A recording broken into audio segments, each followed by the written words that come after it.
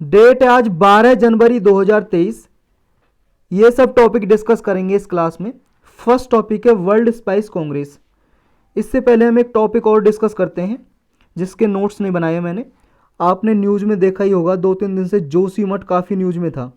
जोशीमठ एक प्लेस है उत्तराखंड में। उत्तराखंड में प्लेस है, चमोली डिस्ट्रिक्ट है उत्तराखंड में। वहाँ पे एक प्लेस है चमोली डिस्ट्रिक्ट में। और देखो उत्तराखंड आप जानते हो कहाँ पे है, ये आप वर्ल्ड मैप देख रहे हो, ये अपना हिंदुस्तान है और ये उत्तराखंड है। उत्तराखंड को 2 डिवीज़न में बांटा हुआ है। जैसे मान लो ये उत्तराखंड है, ये आधा डिवीज़न है गढ़वाल रीजन, गढ़वाल बोलते हैं इसको, और आधा है कुमाऊँ रीजन, कुमाऊँ रीजन के नाम से जानते हैं। इनमें अलग अलग डिस्ट्रिक्ट हैं। तो ये जो है, पहली बात तो ये याद रखनी है आपको जोशीमठ के बारे में, ये गढ़वाल रीजन में आता है और चमोली डिस्ट्रिक्ट में है। और देखो 4 धाम जो माने जाते हैं हिंदू धर्म में, बद्रीनाथ है भी है जिनमें से एक, वो भी कहाँ पे है, उत्तराखंड में। उत्तराखंड में यहाँ पे बद्रीनाथ है, इसके सदर्न रीजन में जोशीमठ है साउथ में, यानी कि बद्रीनाथ जाना होता है रोड यहीं से निकल के जाता है। तो कौन कौन सी बात याद रखनी है, पहला गढ़वाल रीजन में है, चमोली डिस्ट्रिक्ट में है, और बद्रीनाथ है जो बद्रीनाथ उसके साउथ रीजन में है, दक्षिण में, उसके साउथ में है ये। और ये रोड है जो यहाँ से गुजरता है जो जोशीमठ से, वो NH7 है, NH7 नेशनल हाईवे 7 है, उससे होते हुए जाते हैं जोशीमठ और बद्रीनाथ। ये चीज़ याद रखनी है। अच्छा, न्यूज़ में क्या था ये तो आपको पता ही होगा, यहाँ पे जो पहाड़ है वहाँ पे घर बने हुए हैं, उन घर में देखा कि दरार आ गई, घर में दरार आ गई, यानी कि पृथ्वी फटने लगी। ये क्यों हुआ, रीजन क्या है इसका। देखो आपको जब भी ऐसे क्वेश्चन पूछे जाएं, ज्योग्राफिकल क्वेश्चन, उसके रीजन इस तरह के, तो उसके 2 रीजन आप डिवाइड करोगे हमेशा। पहला एंथ्रोपोजेनिक, एंथ्रोपोजेनिक का मतलब है कि मैन मेड रीजन, और दूसरा नेचुरल, नेचुरल रीजन। तो जानते पहले नेचुरल रीजन यानी कि प्राकृतिक रीजन क्या है। सबसे बड़ा जो प्राकृतिक रीजन है वो रीजन है टेक्टोनिक एक्टिविटी। टेक्टोनिक एक्टिविटी आप जानते हो क्या है, आप सबको पता है हमारी जो अर्थ है वो 3 लेयर में बांटी गई है। पहला कोर, सबसे अंदर कोर, उसके बाहर मेंटल, और फिर सबसे ऊपर है जो क्रस्ट, जिस पे आप बैठे हुए हो, क्रस्ट, भूपरपटी हिंदी में बोलते हैं। तो इसमें जो मेंटल और कोर के बीच में यहाँ पे एक एस्थोनोस्फेयर लेयर है, एस्थोनोस्फेयर लेयर, जो थोड़ी प्लास्टिक स्टेट में है, यानी कि थोड़ी लिक्विड और सॉलिड मिक्स है। प्लास्टिक स्टेट भी बोलते हैं उसे। स्टेट वही स्पेलिंग है जो राज्य की होती है। स्टेट का मतलब अवस्था भी होता है, स्थिति अवस्था, और स्टेट का मतलब राज्य भी। तो प्लास्टिक स्टेट में है ये एस्थोनोस्फेयर है जो। तो यहाँ पे कुछ एक्टिविटी होती रहती है। यहाँ पे क्या है, कन्वेक्टिव करंट है जो, convective current radio active mineral की वजह से ये आता रहता है और नीचे जाता रहता है। रेडियो एक्टिव मिनरल होते हैं, जैसे आपका न्यूक्लियर एनर्जी बनाने के लिए यूरेनियम यूज होता है, यूरेनियम एलिमेंट जानते होंगे आप। तो ये भी क्या है, एक रेडियो एक्टिव मिनरल है, जैसे यूरेनियम है, प्लेटिनम है, ये रेडियो एक्टिव मिनरल। इस तरह के कुछ मिनरल्स होते हैं, पदार्थ होते हैं, उन रेडियो एक्टिव मिनरल की वजह से कन्वेक्टिव करंट ऊपर आता रहता है, जिसकी वजह से लावा वगैरह बाहर आता है कन्वेक्टिव करंट की वजह से। तो ये टेक्टोनिक एक्टिविटी होती रहती है, जिनकी वजह से जो अर्थ की लेयर है ना, उनमें मूवमेंट देखने को मिलता है। आपस में टकराती हैं या दूर चली जाती हैं। आपस में टकराती हैं तो कन्वेक्टिव लेयर या कन्वर्ज होती हैं, और आपस में नहीं टकराती है, एक दूसरे का अपोजिट जाती हैं, तो ये होगा डाइवर्जेंस। आपने ज्योग्राफी में पढ़ाई होगा। तो पहला रीजन क्या हो गया, natural reason, tectonic activities in earth या beneath the earth. Beneath word use करते हैं जब कोई चीज़ अर्थ के ऊपर भी हो रही हो और अर्थ के अंदर भी हो रही हो, बीनीथ द अर्थ, ये टेक्टोनिक एक्टिविटी हो रही है। दूसरा रीजन क्या है इसका, दूसरा रीजन है कि देखो जो ये यहाँ पे पहाड़ है, हिमालयन रीजन है, ये वेदर्ड रॉक है। यहाँ पे वेदर्ड रॉक, वेदर्ड रॉक का क्या मतलब होता है, देखो आपने फिजिकल वेदरिंग के बारे में पढ़ा होगा ज्योग्राफी में। फिजिकल वेदरिंग का मतलब रॉक क्या है, धीरे धीरे यहाँ से कटती रहती है, इरोजन होता रहता है, इरोजन। इरोजन होने के बाद ये क्या है, जमा होती रहती है। जमा होने के बाद यहाँ पे और नई रॉक बन जाती है, जिन्हें बोलते हैं सेडिमेंट्री रॉक। तो यहाँ पे ये सेडिमेंट्री रॉक है। सेडिमेंट्री रॉक क्या होती है, थोड़ी सॉफ्ट रॉक होती हैं, सॉफ्ट रॉक, हार्ड नहीं होती, थोड़ी सॉफ्ट होती है। तो ये सेडिमेंट्री रॉक है, वेदर्ड रॉक है। दूसरा रीजन ये हो गया। जल्दी से अगर थोड़ी टेक्टोनिक एक्टिविटी होगी तो इनमें दरार पड़ जाती है और यहाँ पे अर्थक्वेक आने की संभावना ज़्यादा होती है। तीसरा रीजन क्या है? तीसरा रीजन है ये फिजिकल वेदरिंग का ही आप कह सकते हो पार्ट है। इस वेदर जो वेदरिंग हो रही है इसी का पार्ट है। ये इसका पार्ट है कि जो यहाँ पे कार्बोनेट पाया जाता है रॉक्स के अंदर, कार्बोनेट्स, वो कार्बोनेट्स की वजह से यहाँ पे रिएक्शन हो जाती है, केमिकल रिएक्शन वगैरह, जिसकी वजह से जो ये रॉक्स हैं, रॉक्स में जंग टाइप लग जाता है, जैसे लोहे में जंग लग जाता है, आयरन में रस्ट, तो एक कार्बोनेट की वजह से रिएक्शन कर जाती है, केमिकल वेदरिंग हो जाती है। तो ये वेदरिंग का ही पार्ट है। चौथा रीजन आप बता सकते हो यहाँ पे, चौथा रीजन हो जाएगा कि ये भी वेदरिंग का ही पार्ट है। फ्रीज थो एक्शन के बारे में पढ़ा आपने? फ्रीज थो, फ्रीज थो क्या होता है कि यहाँ पे तो आपको पता है ठंड बहुत ज़्यादा पड़ती है उत्तराखंड में, माइनस में भी टेम्परेचर चला जाता है सर्दियों में। तो होता क्या है, जैसे मान लो ये रॉक्स हैं, ये रॉक्स हैं, चट्टाने हैं, पहाड़ है ये, यहाँ पे जो पानी था ये जब माइनस में भाई साहब जा रहा है टेम्परेचर, तो ये देखो बर्फ़ नहीं जम जाएगी इसकी, ये आइस जम जाएगी। और जब रॉक पे ये पानी है, जैसे मान लो वाटर है, वाटर लिक्विड से जब सॉलिड फॉर्म में जाएगा तो इसका जो वॉल्यूम है ना, वॉल्यूम वो थोड़ा इंक्रीज हो जाता है। अब इसका साइज इंक्रीज हो जाएगा, बर्फ़ जमेगी तो अब ये प्रेशर डालेगा इन रॉक पे, और प्रेशर रॉक पे डालेगा, ये इधर की तरफ प्रेशर डालेगा, तो इनमें थोड़ी दरार आ जाएगी। समझ रहे हो? ये होता रहता है विंटर और समर में, पानी बन जाता है समर में, गर्मियों में, विंटर में जम जाता है और रॉक पे प्रेशर डालता है और ये रॉक फटने लगती हैं, इन पे प्रेशर बढ़ने लगता है। तो ये तो हो गया नेचुरल रीजन। दूसरा आते हैं एंथ्रोपोजेनिक रीजन। क्या है? Man made reason. Man made आप जानते हो क्या हो रहा है कि यहाँ पे ज़्यादा से ज़्यादा कंस्ट्रक्शन एक्टिविटी हो रही है, रोड बनाए जा रहे हैं यहाँ पे, जिनकी वजह से ट्रैफिक बढ़ रहा है, बहुत ज़्यादा प्रेशर बढ़ रहा है चट्टानों पे। और क्या, यहाँ पे डैम, बांध बनाए जा रहे हैं रिवर के अलोंग, इसकी वजह से भी यहाँ पे लोड बढ़ रहा है। डिफॉरेस्टेशन हो रहा है, जब यहाँ पे घर बनाए जा रहे हैं तो डिफॉरेस्टेशन, पेड़ों को काट के घर बनाए जा रहे हैं, जिसकी वजह से प्रेशर बढ़ रहा है, इंडस्ट्रीज लगाई जा रही हैं। ये रीज़न आप एंथ्रोपोजेनिक में दे सकते हो। तो ये आपका मेंस का आंसर ही कंप्लीट हो गया और आपका प्रीलिम का भी हो गया। अब आते हैं कंक्लूजन पे। मेंस का आंसर लिखोगे तो कंक्लूजन भी तो लिखोगे, क्या लिखोगे उसमें कि इसका कंक्लूजन में मतलब आप वे फॉरवर्ड दोगे कि सॉल्यूशन, क्या सॉल्यूशन हो सकता है। इसमें देखो आप, एक MC मिश्रा कमेटी बैठी थी, उसने रिपोर्ट दी थी कि यहाँ पे कंस्ट्रक्शन एक्टिविटी को रोका जाए और जो ये अनप्लान्ड कंस्ट्रक्शन हो रहा है, अनप्लान्ड कंस्ट्रक्शन, इसको भी रोका जाए। यानी कि कुछ भी किया जाए, यहाँ पे प्लानिंग की जाए पहले और इन्वायरमेंट असेसमेंट किया जाए। Environment impact assessment, environment impact assessment के बारे में आप जानते होंगे, बहुत बड़ा लेक्चर है, इसके बारे में ऑलरेडी हम पढ़ चुके हैं, ज्योग्राफी की प्लेलिस्ट में आपको लेक्चर मिल जाएगा। तो ये था जोशीमठ के बारे में। अब आते हैं अपने लेक्चर पे। वर्ल्ड स्पाइस कांग्रेस अभी न्यूज में है। ये 16 से 18 फरवरी को एक मीटिंग होगी वर्ल्ड स्पाइस कांग्रेस की, 2023 में मुंबई में होगी, और स्पाइस बोर्ड ऑफ इंडिया है हमारा, वो इसको कंडक्ट कराएगा। स्पाइस बोर्ड ऑफ इंडिया के बारे में आप जानते होंगे। स्पाइस के बारे में तो जानते हो, स्पाइसेस क्या होते हैं? मसाले को ही बोलते हैं, जैसे हल्दी मिर्च जो आप सब्जी वगैरह में डालते हो, हल्दी मिर्च इलायची वगैरह, दालचीनी, चिन्नामोन बोलते हैं इंग्लिश में, दालचीनी मतलब कार्डमम। तो ये स्पाइसेस वगैरह के लिए रूल्स रेगुलेशन बनाता है और इंपोर्ट एक्सपोर्ट को रेगुलेट करता है स्पाइस बोर्ड ऑफ इंडिया। देखो इस तरह के क्वेश्चन यूपीएससी प्रीलिम्स में पूछता है, जैसे टी बोर्ड के बारे में पूछा था लास्ट ईयर। टी बोर्ड के बारे में हमने पता नहीं कितनी बार डिस्कस किया होगा, क्योंकि सितंबर में मैंने लेक्चर बनाना छोड़ा था। उससे पहले जो टॉपिक डिस्कस किए थे 60+ टॉपिक आए थे, जिसने आप पढ़े होंगे उसने बताया भी था कमेंट सेक्शन में, बता के सर ये आपने पढ़ा था, ये भी आया, ये पढ़ाया था, ये भी आया। ये कमेंट पढ़े भी हैं, आप देख भी सकते हो वीडियोज़ के कमेंट सेक्शन में जाके, लेकिन कहाँ तक ढूंढोगे आप, खुद आप रियलाइज़ करना जब आप पढ़ोगे तो ये। और पहला ये आपकी प्रीलिम्स हो चाहे मेंस हो, लास्ट 10 ईयर के क्वेश्चन पेपर अच्छे से एनालिसिस करो कि कौन सा पोर्शन सबसे ज़्यादा पूछा जाता है, उस पर आप ज़्यादा ध्यान दोगे उस पर, जो पोर्शन ज़्यादा पूछा जाता है। ऐसा नहीं सारी आपने लक्ष्मीकांत उठा ली, सारा ही रटने में लग गए, वो भाई साहब कभी नहीं रटेगी। हाँ, ओवरऑल आपको थोड़ा थोड़ा आइडिया हो जाएगा सबका, लेकिन थोड़ा आइडिया लेके आप क्या करोगे, जो क्वेश्चन ज़्यादा पूछे जा रहे हैं जिस पोर्शन से, उस पोर्शन पे आप ज़्यादा ध्यान दो। तो आते हैं अपने टॉपिक पे, वर्ल्ड स्पाइस कांग्रेस।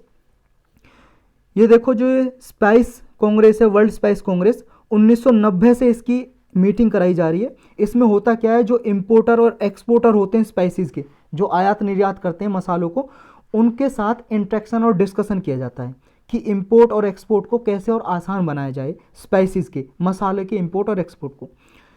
ये जो ऑर्गेनाइजेशन है वर्ल्ड स्पाइस कांग्रेस, इसको जो कराती है मीटिंग, ये ऑर्गेनाइज करती है हमारी ये स्पाइसेस बोर्ड ऑफ इंडिया है, ये इसको ऑर्गेनाइज करता है, स्पाइसेस बोर्ड ऑफ इंडिया। और ये किसके अंडर काम करता है? Ministry of commerce and industry के अंडर। ये मिनिस्ट्री का आपको याद रखना है, किस मिनिस्ट्री के अंडर ये काम करता है, इतना आपको पता होना चाहिए। तो ये वर्ल्ड स्पाइस कांग्रेस के बारे में थोड़ा की फैक्ट जान लेते हैं। इस साल की इसकी जो थीम है विजन 2030 स्पाइसेस, और स्पाइसेस की जो फुल फॉर्म इन्होंने दी है, इसको एस को कहा है सस्टेनेबिलिटी, पी मतलब प्रोडक्टिविटी, आई मतलब इनोवेशन, सी मतलब कोलैबोरेशन, ई मतलब एक्सीलेंस और एस मतलब सेफ्टी। इसमें क्या होगा, G20 के जो मेंबर है, G20 कंट्रीज़ के जो मेंबर है, क्योंकि इंडिया इस साल अध्यक्ष है, इसका चेयरमैन है, चेयरमैनशिप इंडिया के पास है G20 की। तो इंडिया जो G20 के मेंबर हैं उनको भी इनवाइट किया है, टेक्निकल एक्सपर्ट वगैरह हैं G20 के, कोई G20 कंट्रीज़ के, उनको इनवाइट किया है, या गवर्नमेंट ऑफिशियल हैं या फिर ट्रेड एसोसिएशन है स्पाइस की, तो उनको भी इनवाइट किया गया है, इसमें पार्टिसिपेट करेंगे इस इवेंट में, चाहे कोई पॉलिसी मेकर्स है, चाहे कोई रेगुलेटरी अथॉरिटी है। अच्छा, स्पाइसेस में ये जो मीटिंग होगी स्पाइसेस की, वर्ल्ड स्पाइस कांग्रेस की, इसमें महाराष्ट्र कोई वेन्यू क्यों चुना गया है? क्योंकि ये मीटिंग होगी मुंबई में। मुंबई कहाँ है? महाराष्ट्र में। तो महाराष्ट्र को क्यों चुना गया है? महाराष्ट्र को इसलिए चुना गया है क्योंकि Maharashtra one of the leading state है स्पाइसेस प्रोडक्शन में। यानी कि जितने स्टेट हमारे इंडिया में प्रोडक्शन करते हैं, उगाते हैं स्पाइसेस को, मसालों को, उनमें से एक महाराष्ट्र भी है, जिसमें सबसे ज़्यादा जो स्टेट प्रोड्यूस करते हैं उनमें से एक महाराष्ट्र आता है। और महाराष्ट्र में सबसे ज़्यादा टर्मेरिक का प्रोडक्शन होता है। महाराष्ट्र इंडिया में, देखो महाराष्ट्र नहीं है, सॉरी, इंडिया सबसे लार्जेस्ट प्रोडक्शन करता है किसका? टर्मेरिक का, क्योंकि टर्मेरिक का जो हल्दी है उसका लार्जेस्ट प्रोडक्शन आंध्र प्रदेश में होता है। ये देखो लास्ट ईयर का डेटा था, इस साल कौन है एक बार आप चेक करने लगा गूगल पे, क्योंकि टर्मेरिक हल्दी सबसे ज़्यादा आंध्र प्रदेश में होती है, सबसे लार्जेस्ट प्रोडक्शन इंडिया में। तो महाराष्ट्र के पास क्या है फिर? महाराष्ट्र के पास देखो और मसाले भी करता है, जैसे GI टैग टर्मरिक वेराइटी है, टर्मरिक वेराइटी एक हल्दी की एक वेराइटी जिसको GI टैग मिला हुआ है, geographical indication tag. GI tag के बारे में आप जानते हो क्या है?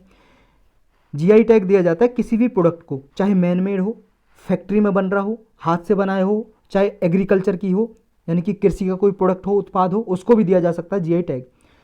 एक ऑफिस है चेन्नई में GI टैग जो देता है, और 1999 में एक एक्ट बनाया था GI act, geographical indication act 1999, जिसके थ्रू ये टैग दिया जाता है। टैग का मतलब उसे 10 साल के दिए उस प्रोडक्ट को, देखो किसी आदमी को नहीं दिया जाता है, प्रोडक्ट को दिया जाता है। जैसे मान लो किसी स्पेसिफिक रीजन में एक एरिया है, स्टेट हो या डिस्ट्रिक्ट हो, उसमें कोई वैरायटी प्रसिद्ध है, बहुत ज़्यादा अलग ही क्वालिटी है उसकी, तो उसे 10 साल के लिए GI टैग दे दिया जाता है। उस नाम से कोई दूसरा स्टेट या रीजन या डिस्ट्रिक्ट उस नाम को यूज करके किसी प्रोडक्ट को नहीं बेच सकता है। तो GI टैग मिला हुआ है यहाँ टर्मरिक वैरायटी को भी, चिल्ली को मिला हुआ है, मिर्च को। और यहाँ पे देखो कोस्टल एरिया महाराष्ट्र में वो GI टैग एक कोकम नाम का प्रोडक्ट है, उसके लिए जाना जाता है। तो अब पढ़ते हैं स्पाइस बोर्ड ऑफ इंडिया क्या है। ये स्पाइसेस बोर्ड ऑफ इंडिया है, कब बनाया गया था? एक एक्ट बनाया था 1986 में, ये एक्ट याद रखना आपको, स्पाइसेस बोर्ड एक्ट 1986। इसके तहत ये बनाया था 1987 में, 26 फरवरी 1987 में स्पाइसेस बोर्ड को बनाया गया था, यानी कि एक्ट के थ्रू कानून बना के इसको बनाया है। तो ये स्टैट्यूटरी बॉडी हो गई, यानी कि सांविधिक संस्था। और इससे पहले देखो एक कार्डमम बोर्ड, इलायची के लिए एक बोर्ड काम करता था, जिसे 1968 में बनाया था, और एक स्पाइसेस एक्सपोर्ट प्रमोशन काउंसिल 1960 में बनाई गई थी, ये काम करते थे। इन दोनों को मर्ज कर दिया, यानी कि मिला दिया, मर्ज करने का मतलब मिला दिया, और स्पाइसेस बोर्ड ऑफ इंडिया बना दिया इनको मिला के। Ministry of commerce and industry के अंडर काम करता है, और ऐसे 52 शेड्यूल्ड स्पाइसेस हैं, डेवलपमेंट ऑफ कार्डमम के लिए काम करता है, ये एक्सपोर्ट प्रमोशन के लिए काम करता है ये स्पाइसेस बोर्ड ऑफ इंडिया। यानी कि ज़्यादा से ज़्यादा हमारे इंडिया से स्पाइसेस का, मसाले का एक्सपोर्ट हो, निर्यात हो, और इसके लिए रूल्स रेगुलेशन वगैरह बनाता है, इसको प्रमोट करता है। नेक्स्ट टॉपिक है section 6A of the citizenship act 1955। ये प्रीलिम्स के लिए इंपॉर्टेंट है और GS पेपर 2 के लिए। सिटीजनशिप एक्ट नागरिकता कानून 1955 में बनाया गया, जिसके तहत नागरिकता मिलती है, और इसमें कई बार अमेंडमेंट किए जा चुके हैं। और ये सेक्शन 6A जोड़ा गया इस सिटीजनशिप एक्ट में अमेंडमेंट के थ्रू ही। तो अभी ये न्यूज़ में इसका केस गया सुप्रीम कोर्ट में। तो सुप्रीम कोर्ट के जज ने ये कहा है कि इसके बारे में हम देखेंगे कि ये जो सेक्शन है ये डिस्क्रिमिनेटरी है या नहीं है, यानी कि कॉन्स्टिट्यूशनल संविधान के विरुद्ध तो नहीं काम करता है सेक्शन 6 से, इसलिए न्यूज़ में आया ये। जो सेक्शन 6A है किस लिए इंसर्ट किया था, किस लिए ये इस एक्ट में डाला गया था, इसलिए डाला गया था एक असम अकॉर्ड हुआ था, असम अकॉर्ड 15 अगस्त 1985 को, उसको ही इम्प्लीमेंट करने के लिए ये सेक्शन 6A डाला गया। तो पहले जानते हैं ये असम अकॉर्ड क्या था। असम अकॉर्ड का मतलब एक एग्रीमेंट हुआ था, एग्रीमेंट का मतलब समझौता, किस किस के बीच में, ट्राई पार्टियाट एग्रीमेंट है ये, मतलब 3 इसमें पार्टी थी। पहला था सेंट्रल गवर्नमेंट, दूसरी थी असम गवर्नमेंट और तीसरी थी असम में कुछ ग्रुप हैं, एसोसिएशन है, यूनियन है, जिनका नाम है all Assam student union, shortcut में आसू बोलते हैं इसे। तो आसू, असम गवर्नमेंट, असम की स्टेट गवर्नमेंट और सेंट्रल गवर्नमेंट, 3 के बीच में एक एग्रीमेंट हुआ था। इस एग्रीमेंट में इसको नाम दिया गया था असम अकॉर्ड। कब साइन हुआ था, 15 अगस्त 1985। तो इसमें यह दिया गया था कि कुछ पर्सन थे जो बांग्लादेश से आ गए थे इंडिया में। बांग्लादेश आप जानते हो कहाँ पे, ये बांग्लादेश है। बांग्लादेश से इंडिया में आ गए थे, असम में इनकी ज़्यादा पॉपुलेशन देखने को मिली थी, कुछ लोग यहाँ से आ गए थे। क्यों आए थे वो जानेंगे, अभी आपने पढ़ा भी होगा। तो असम में जब ये आ गए तो असम की जो ट्राइबल पीपल हैं उनकी पॉपुलेशन को डर लगने लगा कि भाई साहब ये तो इनकी पॉपुलेशन ज़्यादा बढ़ जाएगी हो सकता है, या हमारे रिसोर्सेज हैं उनका एक्सप्लोटेशन करेंगे। तो इनको लिए एक कानून आया था, इसी कानून या एग्रीमेंट बोल सकते हो, एग्रीमेंट ही बोलो, कानून मत बोलो। तो ये एग्रीमेंट इसलिए आया था जो ये लोग हैं इनको सिटीजनशिप दी जाए या नहीं दी जाए, और इनका क्राइटेरिया रखा था 10 साल का इन लोगों के लिए। डेट रखी थी, कौन कौन सी डेट को आए हैं नहीं आए हैं वो डेट सारी जानेंगे अभी।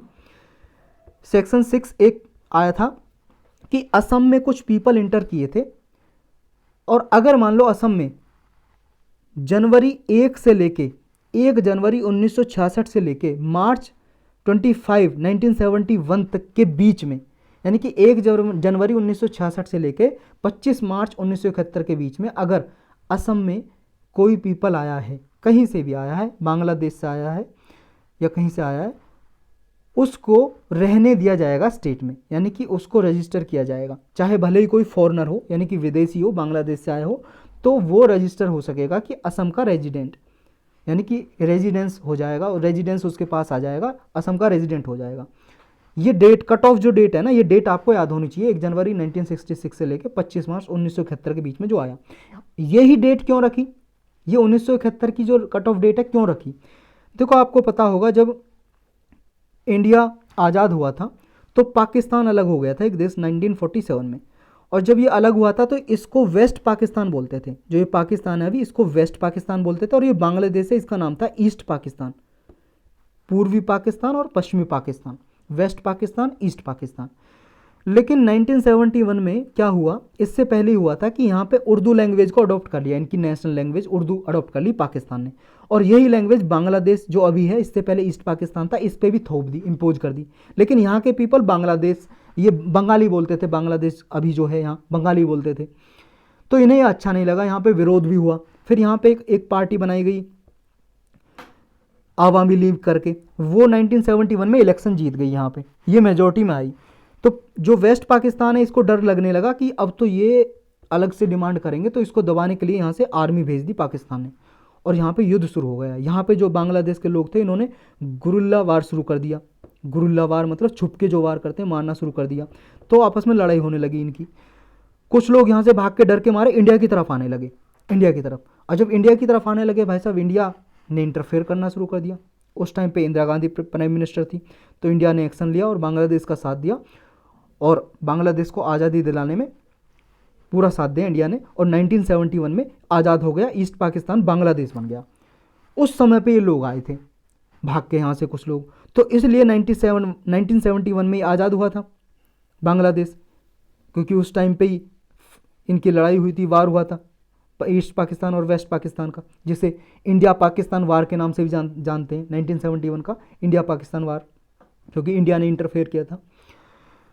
तो उस टाइम पे लोग आए थे, उनके लिए ही ये कानून आया था कि जो लोग 1971 से पहले आए हैं, 25 मार्च से पहले, क्योंकि 25 मार्च के लगभग ये वार स्टार्ट हो गया था ईस्ट पाकिस्तान और वेस्ट पाकिस्तान का, तो इससे पहले अगर कोई आया है तो उसको तो दिया जाएगा रेजिडेंट का स्टेटस, और 10 साल रहेगा आगे तो उसको सिटीजन भी बना दिया जाएगा। लेकिन इससे पहले जो आया है, इससे पहले आया है जो, यानी कि 1966 और 1971 के बीच में आया जो, वो तो ठीक है, लेकिन 1966 से पहले जो आया है, 1966 से पहले जो आया है, वो तो ठीक है, उसको नॉर्मली सिटीजन देने का क्राइटेरिया अलग रखा गया। लेकिन इनके बीच में आया है जो, उसको फॉरेनर है भले ही कोई भी, उसको रेजिडेंट रख दिया जाएगा और 10 साल का क्राइटेरिया दिया गया, यानी कि 10 साल में उसे सिटीजनशिप भी दी जा सकती है। लेकिन अगर 1971 25 मार्च के बाद आया है कोई असम में, तो उसको नहीं दिया जाएगा, उसको वापस भेजा जाएगा जहाँ से आया है। ये डेट इसमें, ये क्राइटेरिया रखे गए असम अकॉर्ड में। ये यहाँ पे देखो लिखा भी है, 10 साल के बाद उसे रेजिडेंट का टाइटल दे दिया, मतलब इलेक्टोरल रोल में इंक्लूड किया जा सकता है, यानी कि उसे जो 1971 और 1966 के बीच में आया है, सारे अधिकार मिलेंगे जो सिटीजन को मिलते हैं, लेकिन वोट देने का अधिकार नहीं मिलेगा। वोट देने का अधिकार तब मिलेगा जब वो 10 साल तक इंडिया में रहेगा, तब उसे सिटीजनशिप दे दी जाएगी, नागरिकता, और वोट कर सकता है। लेकिन जो 1966 से पहला है वो ऑर्डिनरी रेजिडेंट समझा जाएगा स्टेट का, और उसे सिटीजनशिप भी दी जाएगी, राइट टू वोट भी दिया जाएगा। ये था इस असम अकॉर्ड में, और सेक्शन 6 से इसलिए लाया गया था। नेक्स्ट टॉपिक है हॉरिजेंटल रिजर्वेशन। ये प्रीलिम्स के लिए भी इंपॉर्टेंट है और मेंस के लिए भी, जीएस पेपर 2। क्या होती है हॉरिजेंटल रिजर्वेशन और अभी न्यूज में क्यों है? देखो, उत्तराखंड में अभी एक कानून लाया गया, गवर्नर ने यहाँ पे अपनी परमिशन भी दे दिया, यानी कि साइन कर दिया है उस बिल पे। इसमें जो उत्तराखंड की महिलाएं हैं उनको 30% हॉरिजॉन्टल रिजर्वेशन दिया गया है। ये बिल का नाम पढ़ सकते हो आप, Uttarakhand public services horizontal reservation for women bill 2022। ये 30% रिजर्वेशन पब्लिक सर्विसेज और पोस्ट में देता है। जितने भी मान लो जो वुमन है, महिला हैं उत्तराखंड के, और जिनके पास डोमिसाइल सर्टिफिकेट है उत्तराखंड का, यानी कि रेजिडेंस सर्टिफिकेट, उत्तराखंड में ही रहती हैं, निवासी हैं वुमन, उनको ये बेनिफिट दिए जाएंगे। कोई भी वुमन अगर मान लो नहीं है क्वालिफाई हॉरिजॉन्टल रिजर्वेशन करने के लिए, मान लो 30 पोस्ट निकाली 100 में से महिलाओं की हॉरिजॉन्टल रिजर्वेशन में, और अगर महिलाएं उपलब्ध नहीं है तो फिर मेल को दे दी जाएंगी, जो उत्तराखंड का ही होगा उनको वो पोस्ट दे दी जाएंगी, भर दी जाएंगी। तो हमें जानना ये हॉरिजॉन्टल रिजर्वेशन होता क्या है, और एक होता है वर्टिकल रिजर्वेशन। तो क्या है वर्टिकल और हॉरिजॉन्टल रिजर्वेशन? देखो, आप इससे पहले वर्टिकल रिजर्वेशन के बारे में जानो। वर्टिकल रिजर्वेशन वो है, जैसे आपको पता होगा हमारे इंडिया में अगर मान लो कोई जॉब की पोस्ट निकली है तो उसमें 7.5% एसटी के लिए रिजर्व होती हैं, 15% होती हैं एससी के लिए, और 27% रिजर्व होती हैं ओबीसी कैंडिडेट के लिए, जो ओबीसी कैटेगरी में आते हैं, और 10% अब रिजर्व है ईडब्ल्यूएस के लिए, इकोनॉमिकली वीकर सेक्शन, जो जनरल कैटेगरी के हैं। अब देखो, ये तो हो गई वर्टिकल। 100 में से 100, जैसे 100 पोस्ट निकली है, 100 में से 7.5% पोस्ट दे दी एसटी को, 15% एससी को, ओबीसी को दे दी 27% और 10% ईडब्ल्यूएस को। लेकिन अगर मान लो हॉरिजॉन्टल रिजर्वेशन दे दी 30% वुमन को, तो अब क्या होगा कि एसटी जो है 7.5 का 30% वुमन भी होनी चाहिए, महिलाएं। एसटी में 15% है तो इसका 30%, यानी कि 1/3, 30% लगभग 1/3 हो गया, 33 होता है 1/3, लेकिन मोटा मोटा सा मान लो 1/3। तो यानी कि 15 में से 5 महिलाएं होंगी जो एससी की होंगी, जो जिन्हों अपॉइंट किया जाएगा, यानी कि जिन्हें पोस्ट दी जाएगी, भर्ती की जाएगी जिनकी। 27 में से 1/3 माने तो 9 सीट महिलाओं की होगी, 10 में से मान ले तो लगभग 3 सीट महिलाओं की होंगी, 30%, 3 सीट। तो इस तरह से हॉरिजॉन्टल रिजर्वेशन समझ गए आप, यानी कि reservation with in reservation, reservation के अंदर रिजर्वेशन देना हॉरिजॉन्टल रिजर्वेशन है। नेक्स्ट टॉपिक है गोल्डन ग्लोब अवार्ड। ये सिर्फ प्रीलिम्स के लिए इंपॉर्टेंट है। ये अभी रिसेंटली न्यूज में था, आप सबने देखा होगा RRR मूवी को, नहीं देखा तो सुना तो होगा। साउथ इंडिया की मूवी है जिसमें रामचरण और जूनियर NTR हीरो थे, एक्टर थे। इस मूवी का एक गाना था नाटू नाटू सॉन्ग, इसको ये गोल्डन ग्लोब अवार्ड मिला है 2023 का, बेस्ट ओरिजिनल सॉन्ग कैटेगरी में, यानी कि ओरिजिनल सॉन्ग था ये, कोई रिमिक्स नहीं बनाया था किसी पुराने सॉन्ग का। तो इस कैटेगरी में नाटू नाटू सॉन्ग को गोल्डन ग्लोब अवार्ड मिला है। क्या होता है गोल्डन ग्लोब अवार्ड और कौन देता है? देखो ये अवार्ड बनाया गया था 1944 में। कौन देता है? हॉलीवुड फॉरेन प्रेस एसोसिएशन है, ये अवार्ड देती है। तो ये दो जानने हैं आपको, ये Hollywood foreign press association American कोई मूवी, फिल्म, टेलीविज़न पे कोई शो हो या गाना हो, कोई सॉन्ग हो, या फिर इंटरनेशनल कोई मूवी हो, फिल्म हो, उसको ये अवार्ड देते हैं। तो इस साल मिला है किसको? नाटू नाटू सॉन्ग को, जो RRR मूवी से है। नेक्स्ट टॉपिक है सामक्का सारालम्मा जात्रा। ये प्रीलिम्स और GS paper 1 art and culture के लिए इंपॉर्टेंट है। ये न्यूज में था लगभग दिसंबर में, ये दिसंबर के लगभग सेलिब्रेट किया गया था। ये जो त्यौहार है, फेस्टिवल है, एक तरह से ट्राइबल फेस्टिवल है, और इंडिया के जितने भी ट्राइबल फेस्टिवल मनाए जाते हैं, त्यौहार मनाए जाते हैं, उनमें सबसे बड़ा बिगेस्ट ट्राइबल फेस्टिवल माना जाता है इंडिया में। और जो कुंभ मेला होता है उसके बाद सेकंड लार्जेस्ट फेयर है ये, सबसे बड़ा मेला है कुंभ का मेला। उसके बाद सेकंड नंबर पे जो मेला माना जाता है वो सामक्का सारालम्मा जातरा फेस्टिवल का मेला माना जाता है। ये बाईइनियल इवेंट है, यानी कि 2 साल में एक बार होता है। ये 2022 में हुआ था, अब होगा 2024 में। कहाँ पे होता है? ये तेलंगाना की मुलुगु डिस्ट्रिक्ट है, वहाँ पे ये होता है। तो 2 साल में एक बार होता है ये। जो ये है ना सामक्का सारालम्मा, ये देखो जो सामक्का है ये माता का नाम है, सारालम्मा ये डॉटर का नाम है, पुत्री का। तो ये माना जाता है कि माता और पुत्री में फाइट हो गई थी, माँ बेटी में फाइट हो गई थी। किसके अगेंस्ट? मतलब आपस में फाइट नहीं हुई थी। किंग थे, काकटे डायनेस्टी के बारे में आपने पढ़ा होगा, आंध्र प्रदेश में थी काकटे डायनेस्टी, काकतीय या काकटे। काकते जो डायनेस्टी थी, वंश थी, इसके राजा थे, उसके अगेंस्ट इन्होंने माँ बेटी ने फाइट लड़ी थी। किस लिए? अपनी लैंड ट्राइब्यूट को बचाने के लिए। देखो सब आप जानते हो, हिस्ट्री में पढ़ा होगा कि लैंड पे, भूमि पे कर देना पड़ता था, टैक्स देना पड़ता था। तो उस टैक्स के अगेंस्ट कि हमें टैक्स नहीं देना, इसके अगेंस्ट ही इन माँ बेटी ने लड़ाई लड़ी थी। तो इसी उपलक्ष्य में ये मनाया जाता है त्यौहार, सामक्का सारालम्मा फेस्टिवल। तो ये जो थी, जो माँ बेटी थी, कौन सी ट्राइब से थी, यानी कि इनकी जाति कौन सी थी? कोया ट्राइब से थी, कोया ट्राइब से। तेलंगाना में जो है, अभी ऐसा नहीं है कि ये सिर्फ तेलंगाना में पाई जाती है, और भी कई सारे स्टेट हैं, तेलंगाना, आंध्रा, कर्नाटका, तमिलनाडु, केरल, इन सब में भी पाई जाती है कोया ट्राइब के लोग। और ये मेनली पेस्टोरलिस्ट और शिफ्टिंग कल्टीवेटर थे, यानी कि भैंस वगैरह रखते थे, यानी कि पशु रखते थे, चराते थे उन्हें, एक स्थान से दूसरे स्थान पे घूमते रहते थे, और शिफ्टिंग कल्टीवेशन करते थे। शिफ्टिंग कल्टीवेशन आप जानते हो, पढ़ाई होगा ज्योग्राफी में। जैसे मान लो अभी यहाँ पे खेती कर रहे हैं, इसकी जो फर्टिलिटी है खेत की ख़त्म हो गई, फिर आगे जंगलों को काटेंगे, खेत बनाएंगे, वहाँ पे खेती करना शुरू करेंगे, यानी कि शिफ्ट हो गए। 3-4 साल में, 5 साल में शिफ्ट हो जाते हैं, क्योंकि यहाँ की उर्वरकता है भूमि की ख़त्म हो जाती है, फिर नेक्स्ट भूमि पे करते हैं खेती। इसी को बोलते हैं शिफ्टिंग कल्टीवेशन। तो शिफ्टिंग कल्टीवेशन करते थे, अभी ये और भी प्रोफेशन करते हैं अब तो मॉडर्न इंडिया में। नेक्स्ट टॉपिक है टाइटल 42।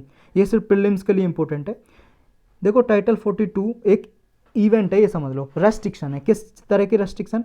देखो कोविड-19 जब आया था, बहुत सारे देश ने कुछ रेस्ट्रिक्शन लगाई थी, कुछ लिमिट लगाई थी कि ये सब कुछ नहीं करना है। इसी तरह से यूएस ने भी लगाई थी। यूएस ने जो रेस्ट्रिक्शन लगाई थी उनको ही बोलते हैं टाइटल 42। तो अभी ये एक्सटेंड कर दिए कुछ, क्योंकि कुछ केस और आने लगे थे, इसलिए एक्सटेंड कर दी थी। और ये था कि जो भी अमेरिका में कोई माइग्रेंट आए हुए हैं, मतलब कोई शरणार्थी आया है, या माइग्रेंट का मतलब एक तरह से जो पलायन कर जाते हैं, प्रवासी आया कोई है प्रवासी, तो उसको भेजेंगे। जैसे कोई निकारागुआ से, क्यूबा से, हेती, इन कंट्री से आया है, मैक्सिको से आया है, तो वापस उनके देश भेजेंगे टाइटल 42 के अंदर। तो यही है इसके बारे में, और ज़्यादा कुछ है नहीं। नेक्स्ट टॉपिक है कोल्ड वेव। ये प्रीलिम्स और GS पेपर 1 मेंस के लिए इंपॉर्टेंट है। अभी देखो दिल्ली और नॉर्थ वेस्ट इंडिया है, उसके लिए अलर्ट जारी किया India meteorological department, ministry of earth science के अंदर ये काम करता है, और मौसम की जितनी भी जानकारी है ये जारी करता है IMD, ये डिपार्टमेंट है जो। तो इसने अलर्ट जारी किया कि इंडिया में, नॉर्थ वेस्ट इंडिया में और दिल्ली में कोल्ड वेव आ रही हैं, और अभी चल भी रही हैं। क्योंकि देखा गया कि जनवरी 8 को 1.9 डिग्री टेम्परेचर रिकॉर्ड किया गया, और ये इस साल का लोएस्ट टेम्परेचर था, दिल्ली में रिकॉर्ड किया गया। दिल्ली की बात कर रहे हैं हम। तो इसलिए ये कोल्ड वेव का अलर्ट जारी किया। तो हमें जानना ये है कोल्ड वेव होती क्या है, कैसे डिक्लेयर करते हैं, क्राइटेरिया क्या है। ये 2 क्राइटेरिया हैं इसके जारी करने के, ये आपको याद होने चाहिए। पहली बात तो IMD डिक्लेयर करता है, ये आपको पता होना चाहिए। Indian meteorological department, ministry of earth science के अंडर काम करता है ये। मिनिमम टेम्परेचर देखो जब 4 डिग्री या 4 डिग्री से कम हो जाए तो कोल्ड वेव डिक्लेयर कर देते हैं। या फिर दूसरा क्राइटेरिया भी है। दूसरा क्राइटेरिया क्या है, मिनिमम टेम्परेचर 10 डिग्री से कम हो, लेकिन जो नॉर्मल टेम्परेचर रहता है उससे 4.5 से 6.4 डिग्री कम हो। जैसे मान लो 14 डिग्री टेम्परेचर रहता है नॉर्मल, और किसी में 4.5 डिग्री घट गया, यानी कि 9.5 हो गया। 9.5 होगा, 9.4 होगा, 9.4, 8.4 होगा ना, नहीं 9.5 ही होगा। तो मान लो 9.5 या इससे कम हो गया, मान लो 9 डिग्री हो गया, 8 डिग्री हो गया। 14 डिग्री नॉर्मल रहता है नॉर्मली, सर्दियों में मान लो दिल्ली में 14 डिग्री नॉर्मल रहता है मान लो, लेकिन 8 डिग्री हो गया, यानी कि ये क्या हुआ, 10 डिग्री से भी कम है, और 14 डिग्री से कितना कम है, 6 डिग्री कम है, यानी कि 4.5 और 6.4 के बीच में कम हो गया, इतना टेम्परेचर डिक्रीज हो गया, तो हम कहेंगे कोल्ड वेव का कंडीशन चल रही है। तो ये 2 क्राइटेरिया आपको याद रखने हैं। रीज़न क्या है कि टेम्परेचर नॉर्थ और नॉर्थ वेस्ट इंडिया में कम होता जा रहा है, उसका रीज़न पहला ये है कि फॉग, कोहरा पड़ रहा है। जब कोहरा पड़ रहा है तो क्या होगा, जैसे ये मान लो अर्थ है, इधर कोहरा पड़ रहा है एटमॉस्फेयर में, तो जो सन की रेज हैं, सन की किरणें जो आती हैं उनको नीचे नहीं आने देगा, तो इस वजह से क्या है, ज़्यादा ठंड रहेगी। दूसरा रीज़न क्या है, light wind high moisture, wind क्या है, थोड़ी कम धीरे चल रही है, मॉइस्चर ज़्यादा है, इसकी वजह से फॉग और ज़्यादा हो रहा है, और फॉग ज़्यादा होगा तो सन की किरणों को नीचे नहीं आने देगा, सन की किरणें नीचे नहीं आएंगी तो टेम्परेचर बढ़ेगा नहीं, तो कोल्ड वेव की कंडीशन क्रिएट हो सकती है। नेक्स्ट है foggy cloudy nights. Cloudy nights होती हैं देखो थोड़ी वार्मर होती हैं, लेकिन फॉग अगर ज़्यादा रहता है 2-3 दिन से ज़्यादा, तो फिर ये नाइट भी जो वार्मर होती है ना, गर्म होती हैं थोड़ी, फिर वो भी ठंडी हो जाती हैं। नेक्स्ट रीज़न क्या है, नॉर्थ वेस्टर्ली जो विंड है और वेस्टर्ली विंड, जो पश्चिम की तरफ से विंड आ रही है या उत्तरी पश्चिम की तरफ से विंड आ रही है, उनकी जो गति है वो 5 से 10 किलोमीटर पर आवर है। इनकी वजह से क्या होता है, टेम्परेचर और कम हो जाता है, डिप हो जाता है। नेक्स्ट है वेस्टर्न डिस्टर्बेंस भी नहीं आ रही है। आप सबको पता है भाई साहब, इंडिया में जो बारिश होती है विंटर में वेस्टर्न डिस्टर्बेंस की वजह से होती है, जिसे हिंदी में पश्चिमी विक्षोभ बोलते हैं। यहाँ से मेडिटेरेनियन सी, कैस्पियन सी से हवाएं आती हैं वेस्टर्ली विंड, और ये अपने साथ मॉइस्चर लेके आती हैं, मेडिटेरेनियन सी से, कैस्पियन सी से यहाँ से लेके आती हैं। तो ये मॉइस्चर यहाँ पे पाकिस्तान, इंडिया, यहाँ पे बारिश करती है, नॉर्थ वेस्ट इंडिया पे। तो जब बारिश होती है, आती है ये, तो टेम्परेचर थोड़ा बढ़ जाता है। तो ये वेस्टर्न डिस्टर्बेंस भी अभी नहीं आ रहा है, लेट हो रहा है थोड़ा, उसकी वजह से क्या है, टेम्परेचर थोड़ा बढ़ जाता है। नेक्स्ट टॉपिक है ozone hole is filling up. ये प्रीलिम्स और GS पेपर 3 के लिए इंपॉर्टेंट है, और 1 के लिए भी, ज्योग्राफी में, इन्वायरमेंट के लिए भी है, GS पेपर 3 में। ओजोन के बारे में तो आप जानते हो क्या होता है ओजोन, ऑक्सीजन के 3 एटम मिलके बनाते हैं ओजोन, O3 बोलते हैं इसे, साइंटिफिक फॉर्मूला है इसका। ओजोन कहाँ पे पाई जाती है, पहले थोड़ा इसके बारे में जानते हैं थोड़ी डिटेल से। देखो ये अर्थ है, आप पता ही होगा, अर्थ है ये, अर्थ के चारों ओर एटमॉस्फेयर है। जोग्राफर ने एटमॉस्फेयर की 4 लेयर बांटी हुई, चार परत। पहली अर्थ के नज़दीक है जो टोपोस्फेयर, फिर स्ट्रेटोस्फेयर, फिर मीजोस्फेयर, फिर आइनोस्फेयर या एक्सोस्फेयर भी बोलते हैं, थर्मोस्फेयर। पढ़ा ही होगा ज्योग्राफी में आपने, नहीं पढ़ा है तो लेक्चर बने हुए हैं ज्योग्राफी की प्लेलिस्ट में जाके आप देख सकते हो, डिटेल में समझ में आ जाएगा। तो ये दूसरी लेयर है जो स्ट्रेटोस्फेयर, इस लेयर में ओजोन पाई जाती है सबसे ज़्यादा मात्रा में। ऐसा नहीं है सिर्फ यहीं पाई जाती है, वैसे ट्रोपोस्फेयर में भी है, लेकिन जो ओजोन टॉपोस्फेयर में यानी अर्थ के नज़दीक, यानी कि 15 किलोमीटर से नीचे लगभग, वो ओजोन ग्रीन हाउस गैस में आ जाती है। ग्रीन हाउस गैस यानी कि हमें नुकसान पहुंचाएगी, क्योंकि अर्थ का टेम्परेचर बढ़ेगा। ग्रीन हाउस गैस तो आप जानते हो क्या होता है, जो टेम्परेचर को सोख के रखती है ग्रीन हाउस गैस, और जिसकी वजह से टेम्परेचर का जो एवरेज टेम्परेचर है वो बढ़ जाता है अर्थ के एटमॉस्फेयर का। तो अगर टॉपोस्फेयर में रहे तो इसका नुकसान है हमारे लिए ओजोन का, लेकिन अगर स्ट्रेटोस्फेयर में रहे ये ओजोन गैस है जो, हमारे लिए फ़ायदा है। क्यों? क्योंकि सन, सूरज से जो सोलर इंसोलेशन आ रही है और हार्मफुल यूवी रेडिएशन आ रही है, अल्ट्रा वायलेट रेडिएशन आ रही है, उसको रोक लेती है ये ओजोन।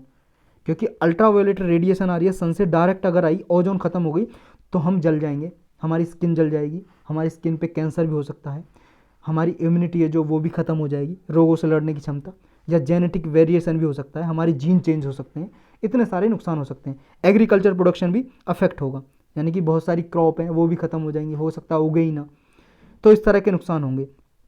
तो ओजोन के बारे में जान गए आप। अब ओजोन होल के बारे में जानते हैं। ओजोन होल क्या है, ऐसा देखा गया था अंटार्कटिका में। अंटार्कटिका में ओजोन लेयर है जो ये डिप्लीट हो रही है, डिप्लीट का मतलब घट रही है, यानी कि ओजोन की गैस की जो मात्रा घट रही है, उसी को बोला ओजोन होल। और सबसे पहले ऑब्जर्व किया गया है अंटार्कटिका रीजन में। ये अंटार्कटिका रीजन है, आपको पता ही होगा, कॉन्टिनेंट है एक अलग से। तो यहाँ पे देखा गया ओजोन होल, लेकिन अभी ये देखा गया कि ये बढ़ता जा रहा है, इसलिए न्यूज में आया। अब ये बढ़ता जा रहा है, इसके बारे में जानेंगे क्यों बढ़ता जा रहा है।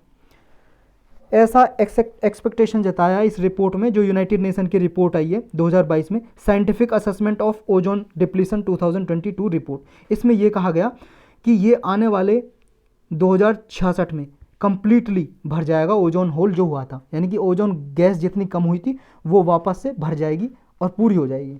तो अब कोई थ्रेट नहीं होगा 2066 के बाद, इस रिपोर्ट में कहा गया। तो इस रिपोर्ट में और क्या क्या कहा, और ये भी जान लेते हैं। इस रिपोर्ट में कहा कि 2066 में तो अंटार्कटिका में ये होल भर जाएगा, क्योंकि 1980 में ये देखा गया था लेवल जितना कम हुआ था, उससे जितना लेवल 1980 में था उतना ही अंटार्कटिका में 2066 में ओजोन का हो जाएगा, ओजोन गैस वापस इतनी हो जाएगी। 2045 में आर्कटिक रीजन में, आर्कटिक रीजन कहाँ पे पता ही होगा आपको, ये आर्कटिक रीजन है। आर्कटिक रीजन में जितना था 1980 से पहले लेवल वो 2045 तक ही भर जाएगा। और बाकी के प्लानिट पे, बाकी का जो हमारी अर्थ है, ग्रह है, उस पे 2040 तक ही भर जाएगा। जो ओजोन है देखो 2000 से ही इंप्रूव करना शुरू कर दिए। क्यों कर दिए, देखो 1980 से पहले ये देखा गया कि जो ओजोन का यहाँ पे ओजोन की जो मात्रा थी, क्वांटिटी थी, वो कम हुई। किस वजह से कम हुई, कुछ ओजोन डिप्लीटिंग गैस थी, ओजोन डिप्लीटिंग सब्सटेंस बोल लो या ओजोन डिप्लीटिंग गैस बोल लो। तो ये ओडीएस थी जो गैस कौन कौन सी, जैसे CFC, ये सब्सटेंस है, क्लोरोफ्लोरोकार्बन ये हो गया, हेलोजन है, हाइड्रोक्लोरोफ्लोरोकार्बन है। ये जो गैस हैं ये जब एटमॉस्फेयर में जाती हैं तो ये क्या है, ओजोन के साथ रिएक्शन करती हैं, इसके एटम को तोड़ देती हैं, एक एटम को, और ऑक्सीजन बच जाता है, एक एटम के साथ रिएक्शन कर जाते हैं। जैसे क्लोरीन हो गया रिएक्शन कर जाता है, ब्रोमीन हो गया, फ्लोरीन हो गया, ये रिएक्शन कर जाते हैं ऑक्सीजन के साथ, ये ओजोन के साथ। इसकी वजह से ओजोन का लेवल कम हो जाता है, और ओजोन का लेवल कम होगा तो आपको पता है क्या क्या नुकसान होंगे, ऊपर डिस्कस किया हमने। तो ये सब्सटेंस जाते कहाँ से, इंडस्ट्रीज से।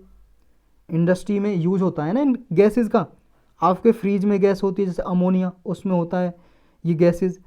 जैसे आपके AC वगैरह में यूज होती हैं गैस, या इंडस्ट्रीज में यूज होती हैं क्लोरोफ्लोरोकार्बन, हाइड्रोक्लोरोफ्लोरोकार्बन, इनकी वजह से एटमॉस्फेयर में जाती हैं और ये फिर रिएक्शन करती हैं। तो 2000 में ये देखा गया कि इम्प्रूव होने लगा है। क्यों, क्योंकि 1987 में एक प्रोटोकॉल आई, मॉन्ट्रियल प्रोटोकॉल ये समझ लो एक मीटिंग हुई, और उस मीटिंग में ये देखा गया भाई साहब ये जो ओजोन का डिप्लीशन हो रहा है इसको भरो, वरना अगर ओजोन में ज़्यादा ये ओजोन होल हो गया, यानी ओजोन होल का मतलब ओजोन ज़्यादा घट गई तो नुकसान हो जाएगा हमें। तो ये मॉन्ट्रियल प्रोटोकॉल हुई 1987 में, और अब तक की सबसे ज़्यादा सक्सेसफुल, यानी कि सबसे जो अब तक की जैसी भी प्रोटोकॉल हुई है इन्वायरमेंट से रिलेटेड, सबसे ज़्यादा कोई सक्सेसफुल मानी जाती है तो ये मॉन्ट्रियल प्रोटोकॉल है। तो 1987 से ये इफेक्ट में आ गई, यानी कि आई मॉन्ट्रियल प्रोटोकॉल, और ये ज़्यादा इफेक्टिव साबित हुई, जिसकी वजह से ओजोन जो गैस है वो फिलअप हुई। इसके बाद 2016 में एक किगाली एग्रीमेंट हुआ मॉन्ट्रियल प्रोटोकॉल में अमेंडमेंट करने के लिए, जिसे किगाली अमेंडमेंट के नाम से भी जानते हैं। क्यों किया, क्योंकि देखो जब मॉन्ट्रियल प्रोटोकॉल हुई थी तो इसमें ये नहीं आया था हाइड्रोजन या हाइड्रोफ्लोरोकार्बन, इसको ऐड नहीं किया था कि इसको भी हम एटमॉस्फेयर से रिड्यूस करेंगे, हटाएंगे।